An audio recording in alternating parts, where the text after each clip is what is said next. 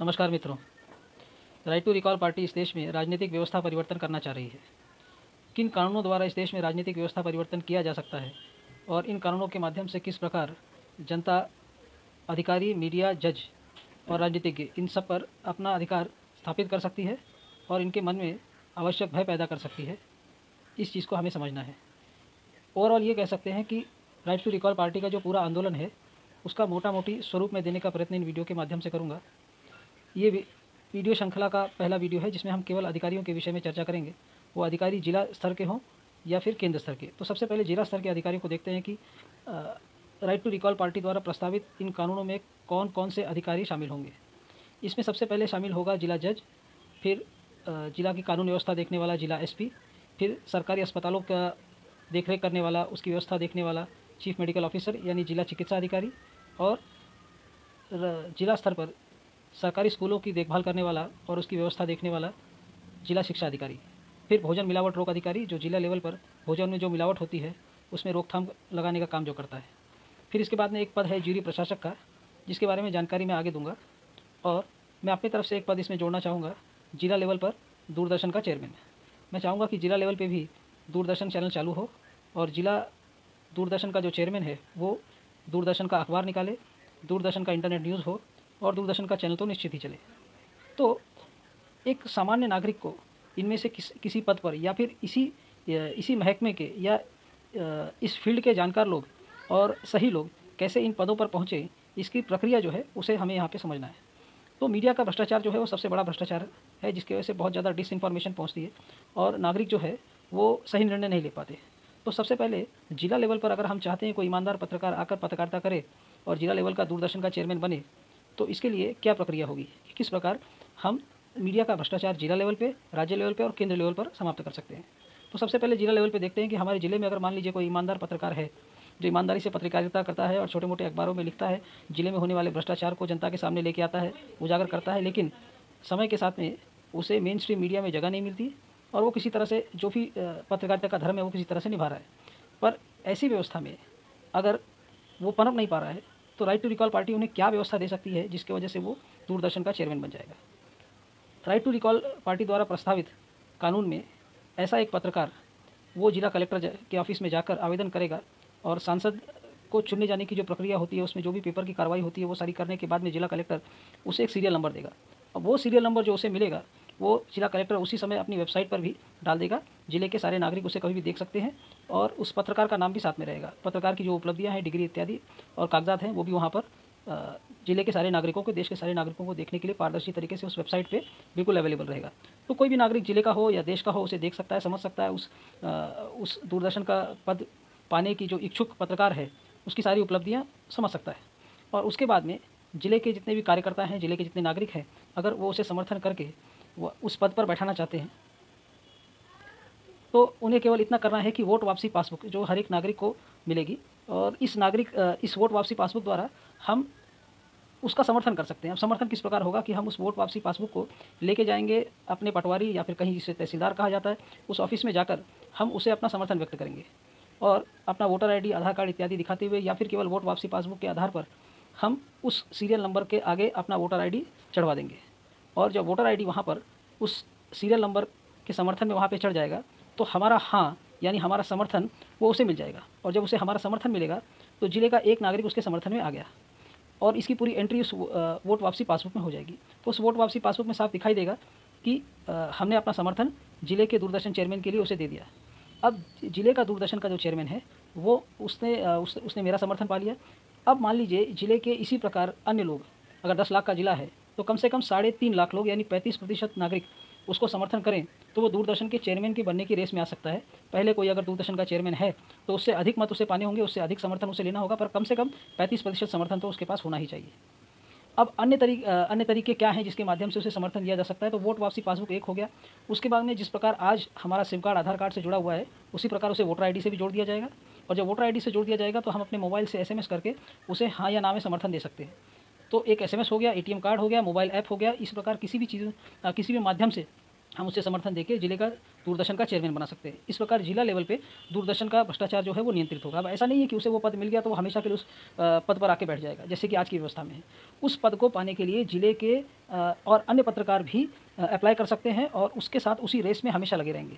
तो जो 35% के ऊपर सबसे ज़्यादा समर्थन पाया होगा वो उस पद पर आके बैठ जाएगा, लेकिन अन्य लोग उसके साथ में कंपटीशन में हमेशा लगे रहेंगे। अब ये पत्रकार अगर आगे चल के भ्रष्ट हो जाता है या समय के साथ में उल्टी सीधी हरकतें करता है, इनएफिशिएंट हो जाता है, तो जनता जो है वोट वापसी पासबुक एसएमएस मोबाइल ऐप के माध्यम से अपना वोट जो है कभी भी सरकार के किसी और को पत्रकार को दे सकती है। और हर सोमवार को इसका निकाल निकलेगा, उस वेबसाइट पर स्पष्ट दिखाई देगा कि इस समय इस पद के लिए सबसे ज़्यादा समर्थन किसके पास है, और जिसके पास सबसे ज़्यादा समर्थन होगा वो उस रेस में सबसे आगे रहेगा। तो एक बार ऐसा नहीं हो गया कि कोई उस कुर्सी पर बैठ गया और हमेशा के लिए बैठ गया और वो बैठा ही रहेगा।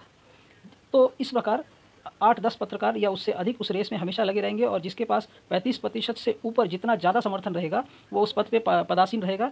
अगर उसने अपना काम, अपना कवरेज जो है वो बिगाड़ दिया तो ये संभव है कि किसी सोमवार को उसकी कुर्सी हट जाएगी और किसी और पत्रकार को जो उसके नीचे है और उससे कम मत पाया हुआ है वो उसकी कुर्सी पाले। तो इस प्रकार उस पद के लिए लगातार एक कंपटीशन चलता रहेगा जिसमें उसे परफॉर्म करना बहुत ज़रूरी होगा और वो परफॉर्म करेगा। अगर वो परफॉर्म नहीं करेगा तो उसकी कुर्सी चली जाएगी। इसी प्रकार 5 साल का प्रैक्टिस किया हुआ कोई भी वकील जिला जज बनाया जा सकता है और लगातार उसे कंपटीशन फेस करना पड़ेगा। फिर इसी प्रकार 5 साल का प्रैक्टिस किया हुआ कोई भी होम्योपैथ, एलोपैथ, आयुर्वेद का प्रैक्टिस किया हुआ डॉक्टर सीएमओ बन सकता है, यानी जिले का चिकित्सा अधिकारी बन सकता है। और उसके साथ में कंपटीशन में 8 से 10 या उससे अधिक डॉक्टर लगे हो सकते हैं और हर सोमवार को जिसे कहते हैं कि उस रेस का रिजल्ट आएगा कि कौन सा डॉक्टर सबसे ऊपर चल रहा है। इसी प्रकार जिला शिक्षा अधिकारी रहेगा, जिले का एसपी रहेगा। तो जिले के एसपी पर मान लीजिए कि पुलिस महकमे का ही कोई सिंघम जैसा पुलिस वाला हो सकता है जो उस पद को प्राप्त करे, मिलिट्री से रिटायर्ड अफसर हो सकता है या पुलिस के भ्रष्टाचार के खिलाफ लड़ने वाला कोई कार्यकर्ता हो सकता है। ऐसा कोई भी सामान्य एक नागरिक को जनता एसएमएस मोबाइल ऐप और वोट वापसी पासबुक के माध्यम से जिले का एसपी बना सकती है। इसी प्रकार फूड एडल्ट्रेशन ऑफिसर बना सकती है, ज्यूरी प्रशासक बना सकती है और किसी एक सामान्य शिक्षक को या सरकारी स्कूल में पढ़ाने वाले, वो प्राइवेट स्कूल का हो सकता है, वो कोचिंग क्लास का हो सकता है या कोई भी एक एजुकेशन एक्टिविस्ट हो सकता है जिसको जनता समर्थन करके किसी भी समय जिले का शिक्षा अधिकारी बना सकती है। तो ये सब की कुर्सी जनता कभी भी एसएमएस मोबाइल ऐप और वोट वापसी पासबुक के माध्यम से छीन सकती है और किसी और को उसी समय वहाँ पे बैठा सकती है। तो जनता के पास ये अधिकार आ जाएगा कि किसी भी समय इनकी कुर्सी को वो बदली करे और ये बदली करने की जो प्रक्रिया है वो बहुत ही आसान होगी। एसएमएस मोबाइल ऐप, वोट वापसी पासबुक जो हमेशा देश के नागरिक के पास में रहेगी। अब यहाँ से उठते हैं कि जब हम जिला लेवल के अधिकारियों को कंट्रोल करते हैं तो उसके बाद में हम केंद्र लेवल के अधिकारियों के पास जाएंगे। तो केंद्र लेवल के अधिकारियों में यही अधिकार जनता को मिलेगा सीबीआई डायरेक्टर पर, राज्य के दूरदर्शन के चेयरमैन पे, केंद्र के दूरदर्शन के चेयरमैन पर और उसके बाद में बीएसएनएल के चेयरमैन पे, एसबीआई के चेयरमैन पे, आरबीआई के गवर्नर पर, सेंसर बोर्ड के अध्यक्ष पर। अब एक एग्जांपल के लिए अगर देख लें कि हम देखते हैं कि इस देश में जो फिल्में आ रही हैं वो फिल्मों में राष्ट्र पुरुषों का कहीं अपमान होता है, देवी देवताओं का अपमान होता है, धर्मों के बीच में झगड़ा लगाने के काम किए जाते हैं और हम ज़्यादा से ज़्यादा फिल्मों को बायकॉट करने के अलावा कुछ नहीं कर पाते। फिल्मों में अश्लीलता है, गंदे गाने हैं, वेब सीरीज़ है, जिसकी वजह से समाज जो है ख़राब हो रहा है। तो इसमें हम कुछ नहीं कर पाते सिवा आंदोलन करने के। अब जब ये व्यवस्था आएगी जो राइट टू रिकॉल पार्टी अपनी तरफ से प्रस्तावित कर रही है, तो इस व्यवस्था में आप क्या कर सकते हैं कि सेंसर बोर्ड के अध्यक्ष को कभी भी कुर्सी से उतार सकते हैं। देश की संस्कृति मानने वाला बॉलीवुड का कोई हो या बॉलीवुड के बाहर का, जो इस देश में शांति की स्थापना चाहता है और चाहता है कि इस देश में ऐसी फिल्में आए जिससे यूथ जो है वो तरक्की करे, साइंटिफिक बने और जिसे कहते हैं कि वो भ्रष्ट ना हो, ना उसका चरित्र भ्रष्ट हो, ना फिर वो नैतिक आधार से किसी भी तरह से भ्रष्ट हो। तो हम क्या कर सकते हैं कि उस सेंसर बोर्ड के पद पर किसी भी ढंग के आदमी को वहाँ पर बैठाया जा सकता है और उसके लिए एसएमएस मोबाइल ऐप और वोट वापसी पासबुक की मदद से 35% अगर देश की पूरी जनता किसी व्यक्ति को समर्थन करती है तो वो वहाँ पर जाके बैठ जाएगा और उसके साथ भी उसी तरह का कंपटीशन चलता रहेगा। 8 से 10 व्यक्ति उसके नीचे रहेंगे जिनके मतों की संख्या कुछ कम रहेगी, पर अगर उसका परफॉर्मेंस कहीं पर गिरता है तो जनता किसी भी सोमवार को उसके मत जो है वो सरका के उसको इस स्थिति में ला सकती है कि उसे वो कुर्सी छोड़कर किसी और को देनी पड़े। तो लगातार परफॉर्मेंस जो है हर एक को देती रहनी पड़ेगी और अगर उसका परफॉर्मेंस गिरता है तो उसकी कुर्सी चली जाएगी।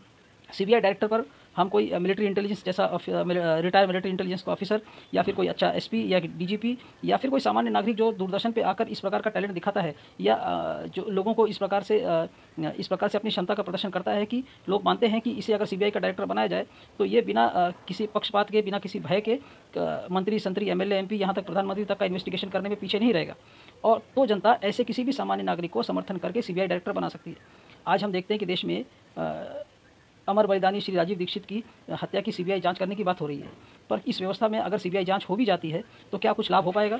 तो हमें राजीव जी की हत्या का सीबीआई जांच के साथ साथ में इस बात की भी मांग करनी चाहिए कि सीबीआई डायरेक्टर वोट वापसी पासबुक के दायरे में हो, ताकि जनता उसे एसएमएस मोबाइल ऐप और वोट वापसी पासबुक से एक ऐसे नागरिक को वहाँ पर बैठा सके जो निष्पक्ष होकर राजीव जी की हत्या का जाँच कर सके। BSNL का चेयरमैन वोट वापसी पासबुक के दायरे में होगा ताकि 3G 4G 5G जैसे घोटाले इस देश में ना हो। सेंसर बोर्ड का अध्यक्ष का उपयोग मैंने आपको बता ही दिया। SBI का चेयरमैन और RBI के गवर्नर जो हैं वो वोट वापसी पासबुक के दायरे में रहेंगे। तो जनता इन सब की भी कुर्सी कभी बदली करके कोई एक अच्छे अर्थशास्त्री को जो देश का सही में भला करना चाहता है उस कुर्सी पर बैठा सकती है। तो इस प्रकार केंद्र लेवल के अधिकारी और जिले लेवल के अधिकारी ये जनता के वोट वापसी पासबुक के दायरे में आएंगे और जनता इनको कभी भी कुर्सी से उतार कर किसी भी ऐसे सामान्य नागरिक को वहाँ बैठा सकती है जो एफिशिएंट हो और सीधे सीधे जनता के लिए काम करने के लिए बाध्य हो। अगर वो काम नहीं करेगा तो जनता उसे कुर्सी से उतार देगी। अगले वीडियो में हम लोग इसे राजनीतिज्ञ और जजों के लिए देखेंगे। धन्यवाद।